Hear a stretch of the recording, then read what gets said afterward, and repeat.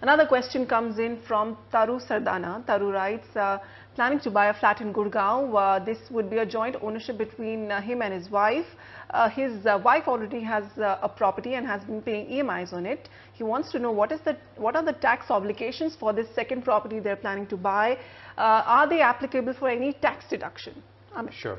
So, according to income tax laws, husband and wife or any individual or tax entity can keep only one house in the self-occupied state. Okay. One cannot keep multiple houses in self-occupied state unless the ownership is different.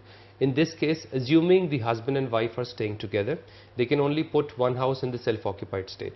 Now this could be wife's house where her income tax exemptions are capped, or this could be the joint property that he's planning to purchase. If the joint property that he's planning to purchase, then the income tax exemptions are capped for both the individuals because they are the owners, and the wife's property can be put in the let out state. Okay. So they have to understand that only one can be kept in self-occupied, the other can be let out. In the self-occupied, there is a limitation on the interest deduction.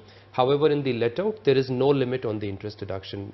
Entire interest amount is exempted from taxes, and there is a separate calculation that they have to go through to figure out whether it's income or loss from the second let out property. Okay. When you say self-owned, what was that word that you used? Self-occupied. Self-occupied. Would you? Does that mean single title holder, or do you mean end use? No, it is for end use. End you are use. living in that Living house in that. Okay. for your living, and let out is you are renting out the Renting property, out and there is a tenant living in that property. Okay. All right. So that's Amit Kukreja for you, founder of Wealth Being Advisors. Amit, thank you so much for those useful insights into how capital gains taxes work in our country.